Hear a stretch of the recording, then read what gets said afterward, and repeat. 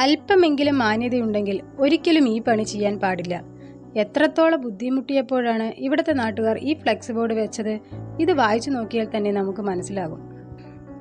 വഴിയരികിൽ മാലിന്യം തള്ളിയതിന് 15,000 രൂപ പിഴ ഈടാക്കിയ പത്രവാർത്തയാണ് ഫ്ലെക്സ് ബോർഡിൽ ഏറ്റവും മുകളിൽ കൊടുത്തിരിക്കുന്നത്. വഴിയരികിൽ മാലിന്യം നിക്ഷേപിക്കുന്നത് നിയമലംഘനമാണെന്നും അതിന് പിഴയുണ്ടെന്നും ബോധ്യപ്പെടുത്താനാണ് ഈ പത്രവാർത്ത കൊടുത്തിരിക്കുന്നത്. ഇവിടെ മാലിന്യം നിക്ഷേപിക്കുന്ന സ്ഥലമല്ല, പൊതു റോഡാണ്. മാലിന്യം നിക്ഷേപിക്കുന്നത് കണ്ടാൽ 10,000 മുതൽ 25,000 രൂപ വരെ ഈടാക്കുകയും കേസ് ഫയൽ ചെയ്യുകയും ചെയ്യും. മാലിന്യം നിക്ഷേപിക്കുന്നത് മൂലം ആക്സിഡന്റുകൾ സംഭവിക്കുന്നുണ്ട്. അതുകൊണ്ട് ഇവിടെ മാലിന്യം നിക്ഷേപിക്കരുത്. ഇങ്ങനെ ആദ്യം വളരെ മര്യാദയോടെയുള്ള വാക്കുകളാണ് ഫ്ലെക്സിൽ കാണുന്നത്. പക്ഷേ പിന്നീടുള്ള സെന്റൻസുകൾ ഇവിടെ മാലിന്യം നിക്ഷേപിച്ചവരോടുള്ള ദേഷ്യവും അമർഷവും ഒക്കെ സൂചിപ്പിക്കുന്നതാണെന്ന് വളരെ വ്യക്തമാണ്.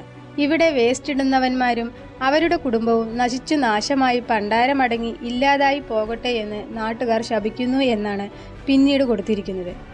ഇത് വായിച്ചാൽ പിന്നെ ഇവിടെ ആർക്കെങ്കിലും വേസ്റ്റ് ഇടാൻ തോന്നുമോ? അഥവാ വേസ്റ്റ് കൊണ്ടിടാൻ ആരെങ്കിലും വന്നാൽ തങ്ങളുടെ കുടുംബവും നശിച്ചു നാശമായി പോകട്ടെ എന്ന് വായിച്ചാൽ പിന്നെ കുടുംബത്തോട് സ്നേഹമുള്ളവരാണെങ്കിൽ ഇവിടെ വേസ്റ്റ് ഇടുമോ?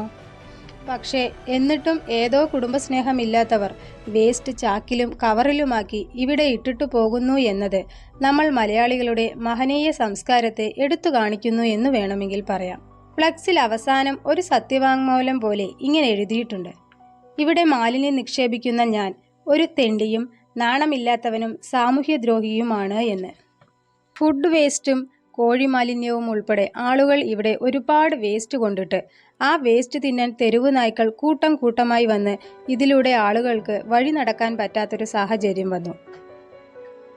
റോഡോരത്ത് മാത്രമല്ല, റോഡിലും നടു റോഡിലുമൊക്കെ ചാക്കുകളിൽ വേസ്റ്റ് അലക്ഷ്യമായി കൊണ്ടിട്ട് അതിൽ തട്ടി ഇരുചക്ര വാഹനങ്ങളടക്കം വീണ് അപകടമുണ്ടായ സാഹചര്യങ്ങളും ഉണ്ടായി. അല്ലെങ്കിലും ജനവാസ മേഖലയിൽ ഇങ്ങനെ ഫുഡ് വേസ്റ്റ് കൊണ്ടിട്ടാൽ ഉണ്ടാകുന്ന ബുദ്ധിമുട്ട് എല്ലാവർക്കും മനസ്സിലാക്കാവുന്നതേയുള്ളൂ. കുട്ടികളും വയസ്സായവരുമടക്കം നടന്നു പോകുന്ന ഇതിലെ വേസ്റ്റ് തിന്നാൻ വരുന്ന തെരുവു നായ്ക്കൾ കാരണം സമാധാനത്തോടെ സഞ്ചരിക്കാൻ പറ്റാത്ത അവസ്ഥയായി.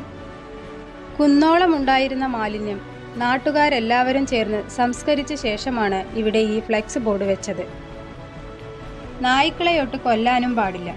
ഒന്നു നോക്കിയാൽ നമ്മുടെ വീട്ടിലുണ്ടാവുന്ന മാലിന്യം നമ്മൾ തന്നെ സംസ്കരിക്കണമെന്ന് എത്രയെത്ര ബോധവൽക്കരണം നമ്മൾ കണ്ടതാണ്.